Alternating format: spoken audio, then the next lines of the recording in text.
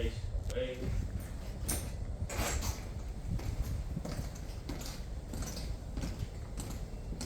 Second.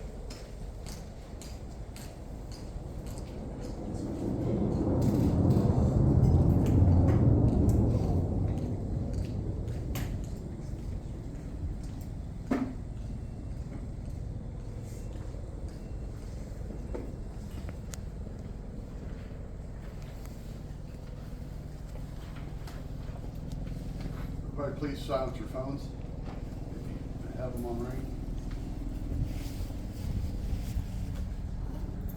Good afternoon, family and friends. The funeral director gave me explicit orders to keep my speech under 10 minutes. I'm fairly long-winded, so that's going to be a challenge. I've asked our honor guard to pop smoke at 9 minutes as a reminder. Speaking of honor guard, I want to thank you all for your professional services and being part of this ceremony. I'm Paul Tate, Ben's eldest son-in-law, and I'd like to say a few words on this solemn day to celebrate Ben's life and to give you my perspective through the lens of the son-in-law. First off, for clarification, Ben wore many hats. He was known as Ben, Benny, and also affectionately called Pop and Opa. We also cannot forget he was also Airman, Sergeant, and Captain Hall.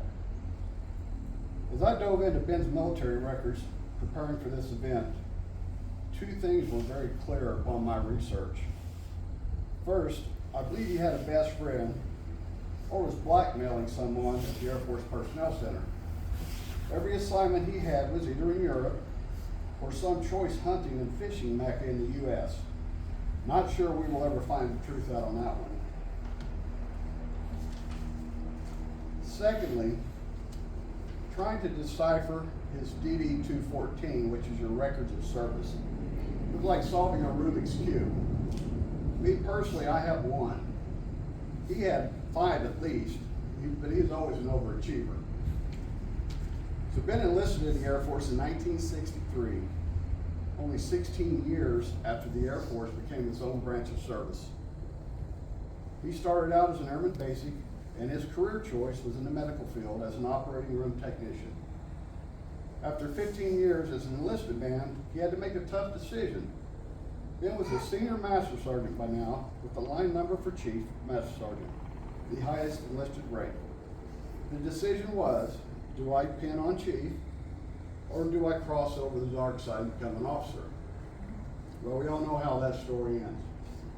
He was discharged from active duty Air Force and became a member of the Air Force Reserves to attend the Air Force's second class of physician's assistants. Upon completion of school, he was reinstated into active duty Air Force and went on to serve another 8 years as a PA. Captain Hull officially retired on 1 June 1988. I met Ben in 1989 when Antoinette and I started dating. It was a rocky start, to say the least. But looking back on it, he was just doing what Ben does, looking out for his girls.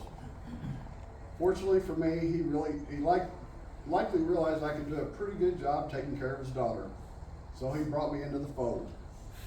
He treated me like a father and gave me opportunities that I would never have had. I watched Ben in action, both up close and afar, from the day we met. He was somewhat of a reserved man, which I can appreciate. He was not the type to tell you what to do or give you unsolicited opinions unless asked. But I will tell you that if you ever needed advice or help with anything, Ben was the first in line to lend a helping hand. He was one of the kindest people I knew. Didn't matter if it was a stranger or a family member.